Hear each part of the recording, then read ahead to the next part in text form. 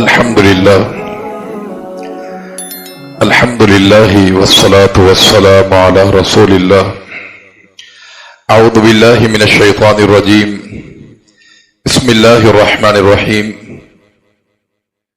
والذاریات ذروا فالحاملات وقرا فالجاریات یسرا فالمقسمات امرا۔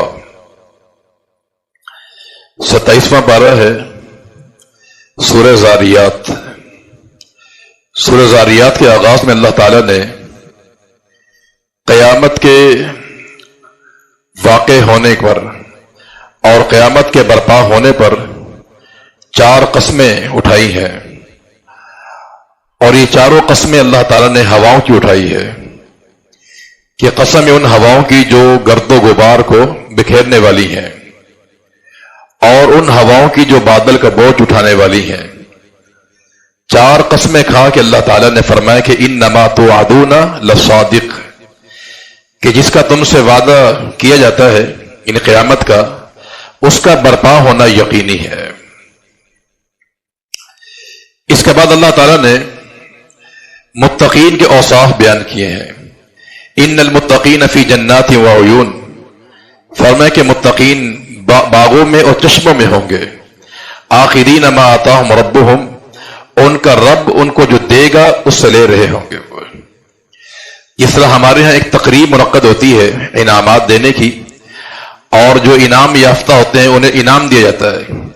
اسی انداز سے کل متقین اللہ کی بارگاہ میں آئیں گے اور ان کو دنیا کی جو ان کی عبادات ہے اس کا صلہ دیا جائے گا۔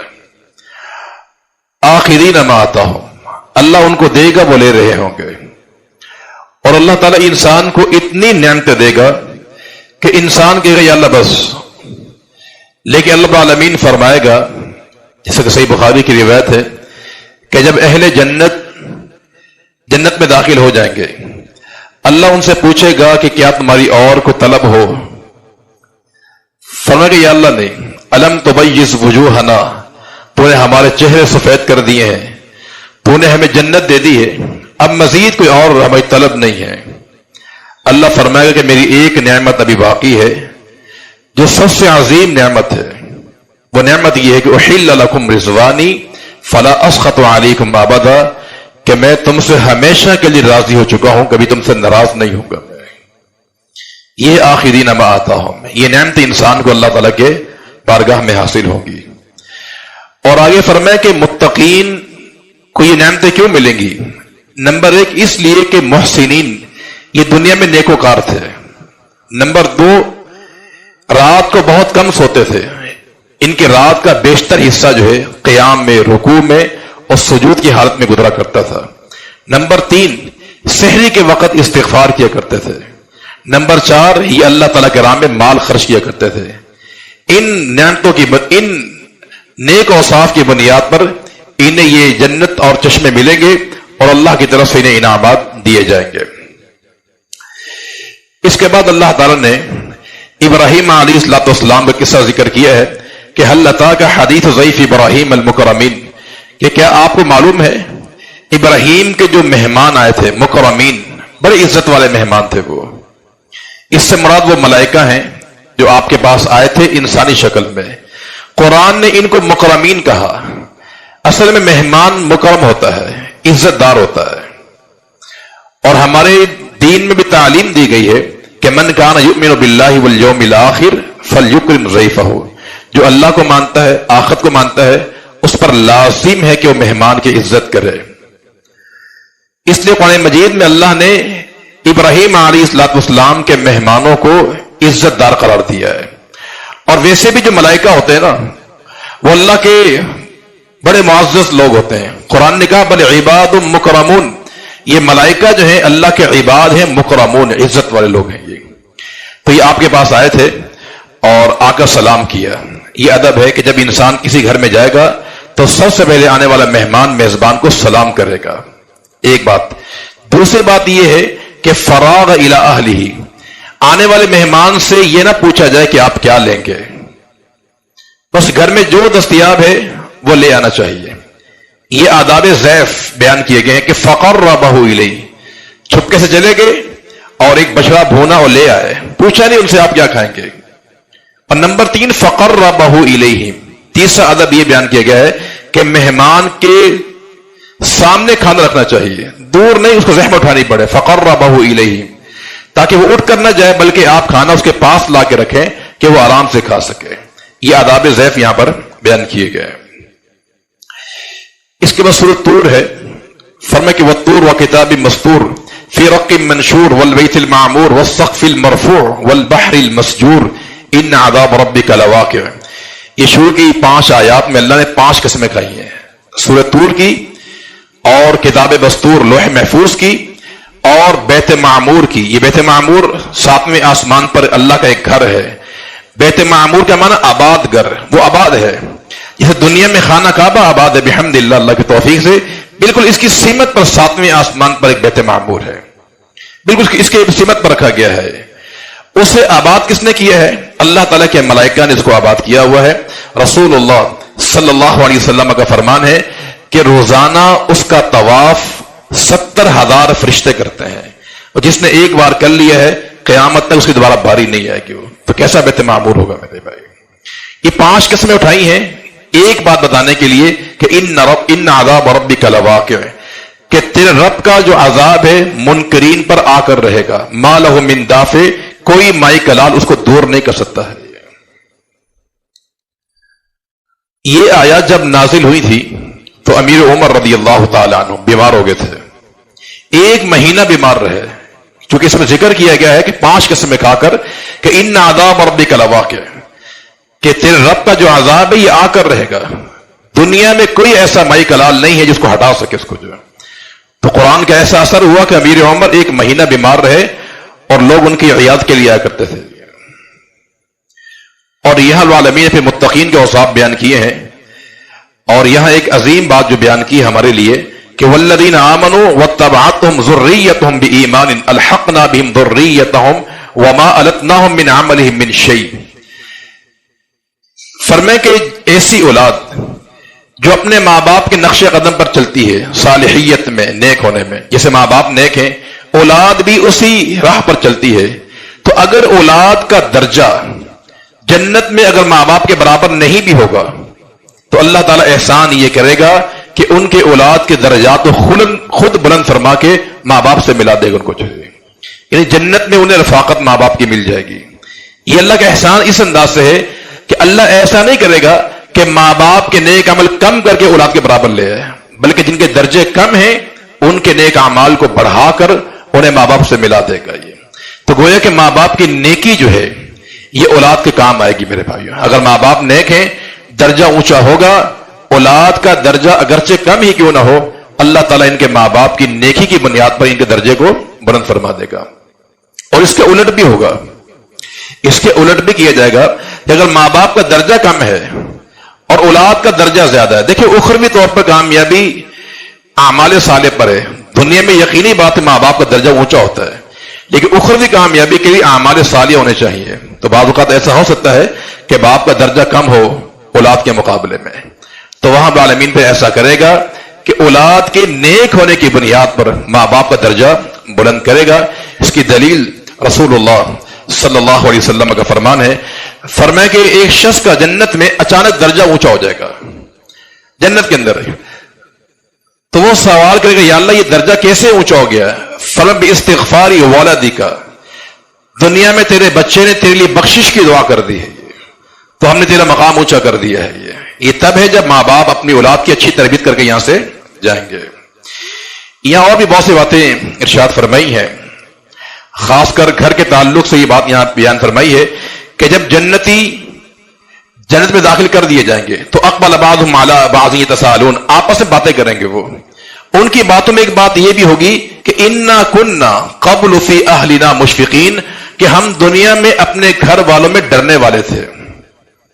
کیا مطلب اس کا ڈرنے والے تھے؟ اس کا مطلب یہ ہے کہ ہمارے گھر کی 4 دیواری کا ماحول تقوی پر قائم تھا. میری بیوی، میرے بچے، میں خود، ہم سب تقوی کے زیور سے آراستہ تھے. یہ مانا کہ ہم گھر میں ڈرا کرتے تھے، ہمارے دلوں میں اللہ کی خشیت ہوا کرتی تھی. اس کے بعد سورۃ النجم ہے، والنجم اذا ہوا ما ضل صاحبکم وما غوا، قسم ستارے کی جب وہ گرتا ہے اور آگے اللہ کے پیغمبر کی صداقت کو بیان کیا ہے کہ ما ضل صاحبکم وما غوا، یہ پیغمبر راہ راست سے بھٹکا ہوا نہیں ہے. ایک یہاں لفظ دو ہیں، ایک ضل اور ایک غوا، دونوں میں فرق ہوتا ہے. ضل کا معنی ہوتا ہے کہ ایک انسان لا علمی میں غلط راستے پر چل پڑے، اور غوا کا معنی جان بوجھ کر غلط راستہ اختیار کرنا. اللہ کے پیغمبر کی شان یہ ہے کہ نہ آپ لا علمی میں غلط راستے پر چلتے ہیں اور نہ جان بوجھ کر چلتے ہیں. وما ينطق عن الهوى، آپ جو بھی کہتے ہیں اللہ کی وحی کے مطابق کہتے ہیں.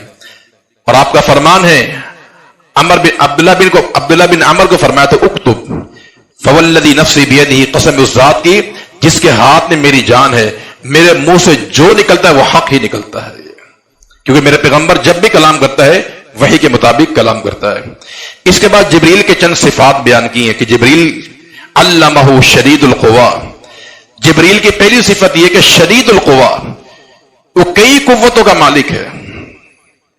جبریل بڑی قوت والا فرشتہ ہے، اتنی قوت کہ اس نے قوم لوط کی بستی کو اپنے ایک ہاتھ پہ اٹھا لیا تھا. اس نے کتنا طاقتور ہوگا وہ.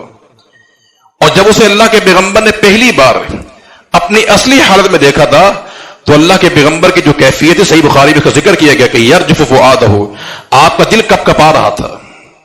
اتنی ہیبت اللہ کے پیغمبر پہ طاری ہوگی تو اس کی جو ہے اس کی قوت کا عالم تو یہ ہے کہ آپ جانتے ہیں کہ آسمان اور زمین میں ہزاروں سال کا فاصلہ ہے، لیکن جبریل کس انداز سے آیا کرتے تھے، لمحے کے اندر زمین پہ آیا کرتے تھے. یہ بھی قوت ان کی شدید القوا ہے وہ ہے. اور ایک صفت یہ کہ ذو مرۃ، ذو مرہ کا معنی بھی کیا ہے، ذو قوت، وہ قوت والا ہے. یہاں ڈبل اس لیے ذکر کیا گیا ہے کہ جو شدید القوا ہے اس سے مراد ان کی عملی قوت ہے، اور ذو مرت سے مراد جو ہے ان کی علمی قوت اس سے مراد ہے. یہ تو انسان میں دو قوتیں ہوتی ہیں، یہ جسمانی قوت ہوتی ہے عملی، اور یہ پھر علمی. تو دونوں قوتیں رب العالمین نے جمع فرما دی جبریل علیہ السلام کے پاس جو ہے.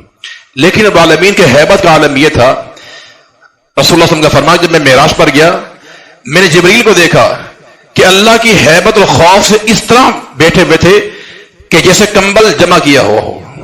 کمبل جو ہم لیتے ہیں اگر کوئی جمع کر دیا جائے، گول مول کر دیا جائے، اس انداز سے جبریل بیٹھے ہوئے تھے. یہ اللہ کی ہیبت اور عظمت کی بات ہے. یہ اس کے بعد مشرکین مکہ کے 3 بتوں کا ذکر کیا ہے، لات، عزا، منات. ان کے بہت سے بت تھے، 360 ان کے بت تھے، لیکن 3 بت سب سے بڑے تھے، لات، عزا، منات. پھر ان میں بھی درجہ بندی تھی. سب سے اونچا جو تھا وہ لات تھا، پھر عزا تھا، اور تیسرے درجے پر منات تھا. اللہ نے یہاں یہ اسلوب ذکر کیا ہے کہ وہ منات الثالثہ، کہ ان کا تیسرا منات تھا.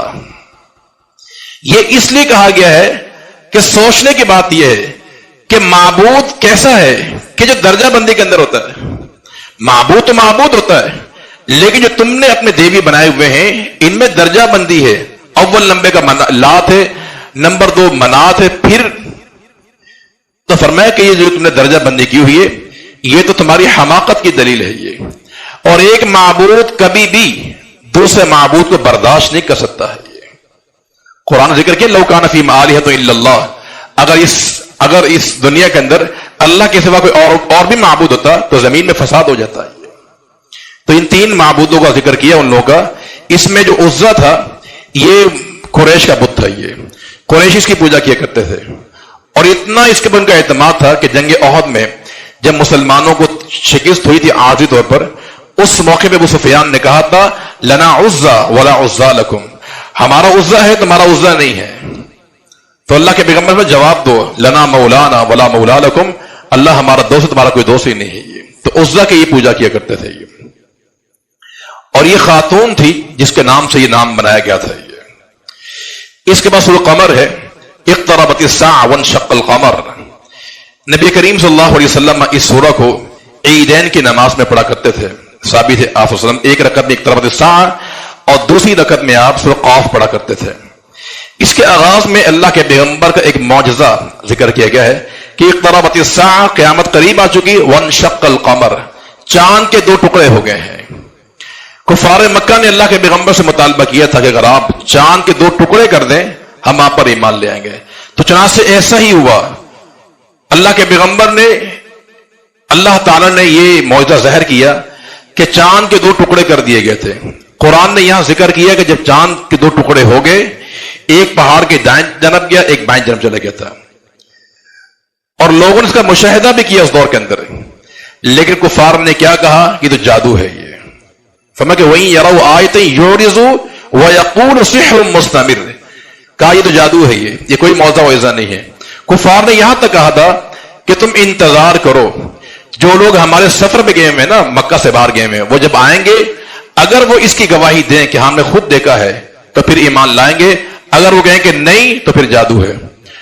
اور رب العالمین کی شان یہ کہ جب لوگ سفر سے واپس آئے، کفار نے پوچھا کہ بتاؤ کوئی عجیب منظر دیکھا ہو. ان لوگوں نے کہا کہ ہم نے چاند کے 2 ٹکڑے دیکھے ہوتے ہوئے، لیکن پھر بھی وہ ایمان لے کر نہیں آیا. اصل میں یہ بد نصیبی کی بات ہوتی ہے یہ. اور بعض مورخین نے یہ بھی لکھا ہے کہ جب یہ چاند کے 2 ٹکڑے اس دور میں ہوئے تھے تو انڈیا کی ایک ریاست تھی کیراوالا، کیرالا یا کیراوالا نام ہے ریاست کا، وہاں کے بادشاہ نے بھی یہ منظر دیکھا تھا، اور اس نے پھر حجاز میں کچھ لوگ روانہ کیے تھے. واللہ عالم یہ واقعہ صحیح یا غلط ہے، لیکن شق قمر کا واقعہ ثابت ہے، اور یہ نبی کریم صلی اللہ علیہ وسلم کا عظیم الشان معجزہ ہے. اور آگے قرآن کے بارے میں ذکر کیا ہے کہ وَلَقَدْ يَسَّرْنَا الْقُرْآنَ لِلذِّكْرِ فَهَلْ مِن مُدَّكِرٍ، کہ ہم نے قرآن کو نصیحت کے لیے آسان کر دیا ہے. قرآن جو ہے نصیحت کے لیے بڑا آسان ہے. یہ آپ جانتے ہیں قرآن مجید اتنی آسان کتاب ہے، حالانکہ بلاغت و فصاحت سے بھرپور ہے، لیکن اس کے باوجود اتنی آسان ہے کہ اس کو انسان آسانی سے یاد بھی کر لیتا ہے، اس کے الفاظ کو بھی، اس کے معنی کو بھی. اور یہ کرشمہ ہے کہ دنیا میں آج لاکھوں مسلمان حفاظ موجود ہے بحمد اللہ تعالی، لاکھوں حفاظ موجود ہیں. یہ اور یہ ایسی کتاب ہے کہ اس کو بار بار انسان پڑھے تھکاوٹ کا شکار نہیں ہوتا ہے. تو قرآن آسان ہے. یہ جو ہمارے ہاں لوگوں نے یہ باتیں بنا لی ہے نا کہ قرآن کو سمجھنے کے لیے 21 علوم چاہیے آپ کو، یہ 60 علوم آپ کو آتے ہو تو پھر آپ قرآن سمجھیں گے، یہ غلط بات ہے میرے بھائیو. اللہ کے نبی کے زمانے میں آنے والے بدو دیہاتی عربی قرآن سمجھ جاتے تھے. وہ کون سے علوم کے ماسٹر تھے وہ؟ جب قرآن نے کہہ دیا کہ یہ آسان ہے، اور آسان ہے، قرآن کے 70% الفاظ ہمارے اردو میں استعمال ہوتے ہیں. تو لہذا قرآن مجید رب العالمین نے نصیحت کے لیے اس کو آسان بنایا ہے، کسی علوم کی پڑھنے کی ضرورت نہیں. اس کو سورہ الرحمن ہے.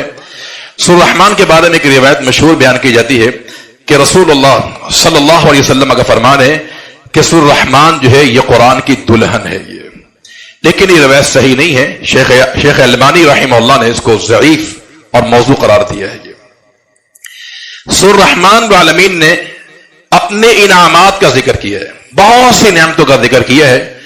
کچھ نعمتیں تو وہ ہیں جو تمام انسانیت کے لیے ہے، اور بعض انعامات وہ ہیں جو متقین کے لیے ہیں، اللہ کے مقربین کے لیے ہیں. میں انشاءاللہ بیان کرتا ہوں آگے جا کر. لیکن اس میں ایک بات یاد رکھیں کہ اللہ تعالیٰ نے جتنے بھی انعامات بیان کیے ہیں، لیکن سب سے پہلے جو انعام بیان کیا ہے وہ سب سے عظیم انعام بیان کیا ہے، الرحمن علم القرآن. رحمان وہ ذات ہے جس نے قرآن سکھایا ہے. گویا کہ قرآن کی تعلیم یہ اللہ کی سب سے بڑی نعمت ہے. یہ اور یہ الفاظ بول کر علم القرآن، یہ کفار پہ تردید بھی کی ہے. کفار کہتے تھے انما یعلمہ بشر، کہ یہ قرآن انسان سے سیکھا ہوا ہے. فرمایا کہ الرحمن علم القرآن، رحمان وہ ذات ہے جس نے نبی کو قرآن سکھایا ہے. یہ تو قرآن اللہ کی سب سے بڑی نعمت ہے. تو پہلی نعمت یہ بیان کی ہے. نمبر 2 خلق الانسان، ہم نے انسان کو پیدا کیا ہے، یہ اللہ کی دوسری نعمت ہے. یہ اس کے بعد اللہ نے پھر انعامات بیان کیے ہیں، شمس و قمر، سورج چاند، اور یہ مشرق مغرب، یہ سمندر، یہ سب اللہ نے انعامات بعد میں بیان کیے. کیوں؟ اس لیے کہ اللہ نے یہ سارے انعامات انسان کے لیے بنائے ہیں. اگر انسان پیدا نہ کیا جائے ان انعامات کا فائدہ ہی کوئی نہیں تھا. اس لیے عالمین نے پہلے قرآن کو بیان کیا، کیوں؟ قرآن کی تو عظمت اپنی ہے، وہ پہلے بیان کی گئی ہے. باقی تمام انعامات سے پہلے اللہ نے انسان کو ذکر کیا ہے، کیونکہ جتنے انعامات و کرامات ہیں یہ سب انسان کے لیے بنائے گئے ہیں. تو اگر انسان پیدا ہی نہ ہوتا تو پھر انعامات کسی کام کے نہیں تھے. یہ اور اس میں ایک آیت ہے فَبِأَيِّ آلَاءِ رَبِّكُمَا تُكَذِّبَانِ، کہ تم اللہ کی کس کس نعمت کو جھٹلاؤ گے. تو مانا ہم اللہ کی کسی نعمت کو جھٹلاتے نہیں ہے. یہ آیت کریمہ العالمین نے اس سورہ میں 31 مرتبہ ذکر کیا ہے، جن میں سے 7 دفعہ یا 8 دفعہ جب اللہ نے بیان کی یہ آیت ذکر کی ہے تو اس سے پہلے اللہ نے اپنے عجائبات کا ذکر کیا ہے، چاند کا، سورج کا، دریاؤں کا، سمندروں کا، انسان کی تخلیق کا. تو پھر العالمین نے 7 دفعہ یہ آیت دہرائی ہے. یہ سب اللہ کی نعمتیں ہیں. اور پھر اس میں 7 دفعہ اس کو دہرایا جہاں جہنم کی ہولناکیاں بیان کی ہے. یہ چونکہ جہنم کے 7 دروازے ہیں تو جہاں جہنم کی ہولناکیاں بیان کی ہیں وہاں اللہ تعالیٰ نے اس آیت کو 7 مرتبہ دہرایا ہے. اور پھر 8 مرتبہ اس کو دہرایا اللہ نے جنت کی نعمتوں کے ساتھ جو ہے. چونکہ جنت کے 8 دروازے ہیں تو لہذا یہ آیت کریمہ جنت کا جہاں ذکر آیا گیا ہے تو وہاں اس کا تکرار جو ہے 8 مرتبہ کیا گیا ہے. اور یہاں رب العالمین نے 4 جنتوں کا ذکر کیا ہے. وَلِمَنْ خَافَ مَقَامَ رَبِّهِ جَنَّتَانِ، جو انسان مقام رب سے ڈر گیا، اللہ کے سامنے کھڑے ہونے سے ڈر گیا، اس کے 2 باغات ہوں. اس کے اور آگے ہونا کہ وَمِن دُونِهِمَا جَنَّتَانِ، 2 باغ یہ ہوں گے اور 2 ان سے کمتر ہوں گے. تو گویا کہ 4 باغ ہیں. 2 باغ مقربین کے لیے ہیں. یہ باغ کیسے ہوں گے؟ رسول اللہ صلی اللہ علیہ وسلم کا فرمان ہے کہ یہ دونوں باغ سونے کے بنے ہوئے ہوں گے اور ان کی ہر چیز سونے کی ہوگی. یہ مقربین کو دیے جائیں گے. اللہ تعالی ہمیں لوگوں میں شامل فرما دے. اور وَمِن دُونِهِمَا جَنَّتَانِ، 2 باغ ان سے کم ہوں گے، ہلکے ہوں گے. وہ اصحاب الیمین والوں کے لیے جن کا نام عمل دائیں ہاتھ میں دیا جائے گا. مقربین بھی اصحاب الیمین ہیں لیکن ان کا مقام کچھ زیادہ ہے ان کے مقابلے میں.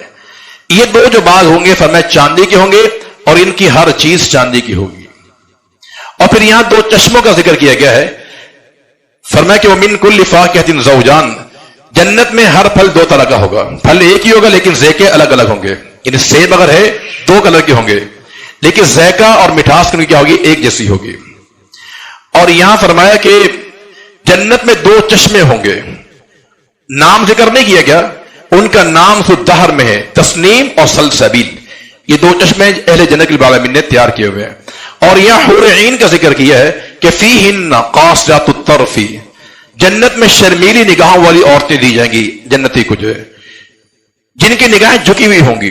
معنی کیا کہ وہ حیا کی پیکر ہوں گی کہ ان کی نگاہ میں اتنی شرم ہوگی کہ ان کی نگاہ سے خامد تک اٹھے گی. بس ان کی نگاہوں میں ان کا خامد سب سے اچھا ہوگا. بس یہ حور عین انسان کو دی جائیں گی اور اتنی حسین اور جمیل ہوں گی کہ رسول اللہ صلی اللہ علیہ وسلم کا فرمان ہے کہ جنت کی اگر ایک حور ایک بار زمین میں جھانک لے پوری زمین کو منور کر دے. وہ یہ سب نعمتیں رب العالمین اہل ایمان کو عطا فرمائے گا.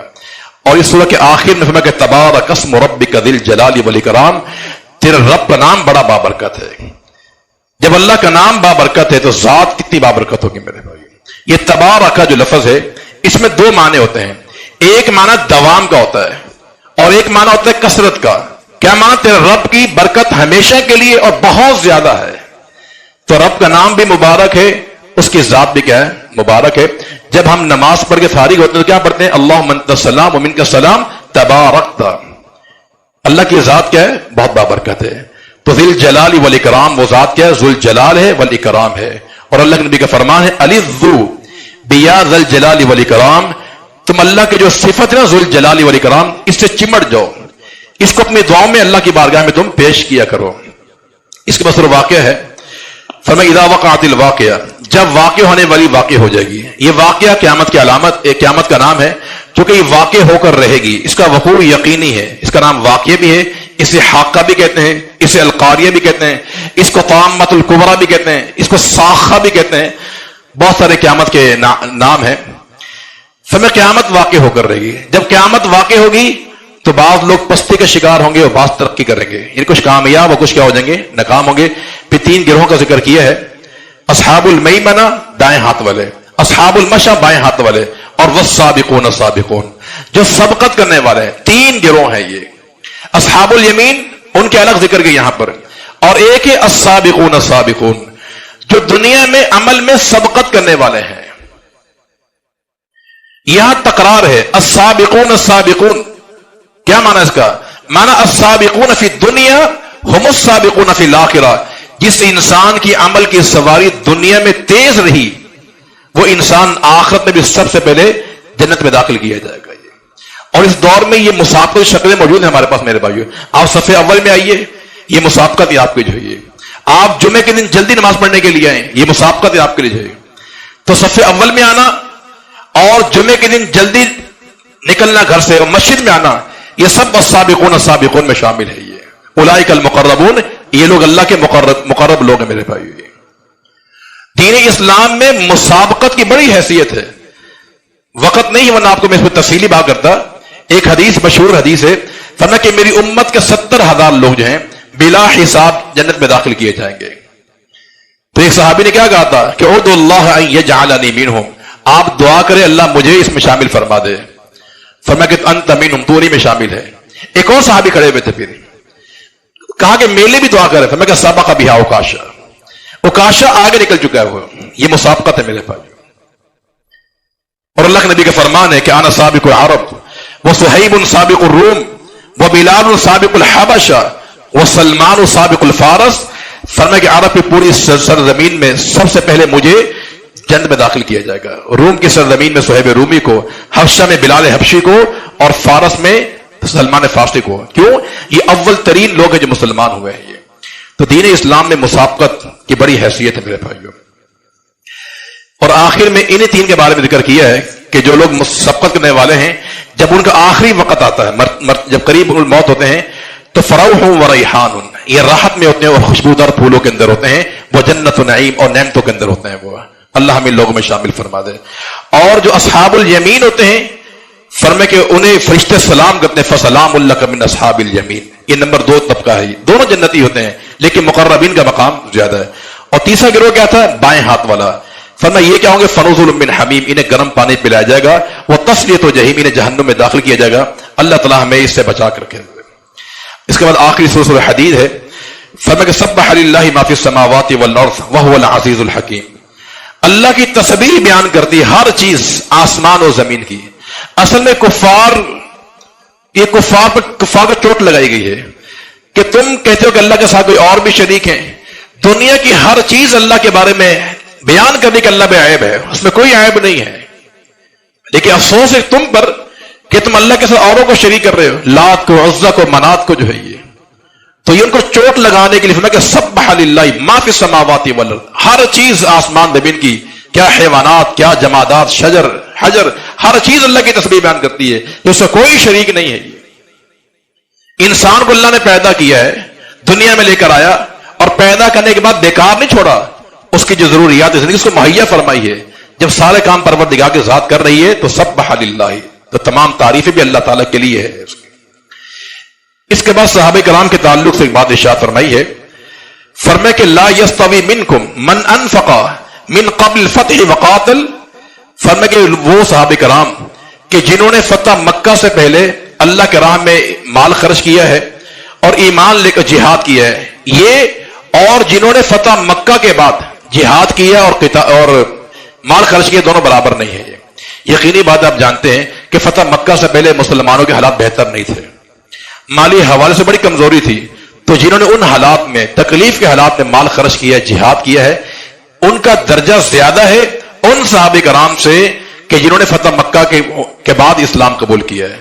اس کے بعد مال کی فراوانی ہو چکی تھی، تو لہذا ان میں تفاوت ہے، لیکن آخر میں آگے بالامین نے ایک یعنی مسئلے کا حل کر دیا ہے، اور اللہ کی ذات تو جانتی تھی کہ ایسے لوگ پیدا ہوں گے جو میرے نبی کے صحابہ پر تان کریں گے، حد سرائی کریں گے۔ اللہ نے آگے فرمایا کہ وَكُلًّا وَعَدَ اللَّهُ الْحُسْنَى، ٹھیک ہے صحابہ کرام کے درجوں میں فرق ضرور ہے لیکن جنت سب کو دی جائے گی۔ یہ ارشاد فرما کر منہ بند کر دیا جو صحابہ کرام کے گستاخ ہیں، جو صحابہ کرام کے بارے میں طوفان بدتمیزی کرتے ہیں کہ وہ صحابہ کرام جو فتح مکہ کے بعد مسلمان، ان کی کوئی حیثیت نہیں ہے۔ امیر معاویہ پہ جرا کرتے ہیں، ابو سفیان رضی اللہ پہ جرا کرتے ہیں، عمر بن عاص پہ کرتے ہیں رضی اللہ تعالی۔ فرمایا کہ ٹھیک ہے فرق ہے، لیکن وَكُلًّا وَعَدَ اللَّهُ الْحُسْنَى، حسنہ کا وعدہ دونوں سے کیا گیا ہے، یعنی جنت کا وعدہ دونوں سے کیا گیا ہے۔ اور آخر العالمین نے ارشاد فرمایا کہ یا ایھا الذین آمنوا اتقوا اللہ، اے ایمان والو اللہ سے ڈر جاؤ، رسول پر ایمان لے آؤ، اللہ سے ڈرو اور رسول پر ایمان لے آؤ، یؤتکم کفلین من رحمتی، اللہ تمہیں دگنا اجر عطا فرمائے گا اور تمہیں ایسا نور دے گا کہ اس نور کی روشنی میں تم پل صراط کو کراس کر چکو گے۔ جتنے مراحل ہیں، قبر کا اندھیرا ہے، حشر کے میدان کا اندھیرا ہے، سارے مقامات پہ اللہ نور پیدا کرے گا اگر تم میرے پیغمبر کی اطاعت کرو گے، دوگنا اجر ملے گا، نور دے گا، وَيَغْفِرْ لَكُمْ ذُنُوبَكُمْ، تمہارے سارے گناہوں کو معاف فرما دے گا۔ اللہ تعالیٰ ہمیں پیارے پیغمبر کی سچی اطاعت کرنے کی توفیق عطا فرما دے، قرآن کو سمجھ کر عمل کرنے کی توفیق عطا فرما دے۔ وآخر دعوانا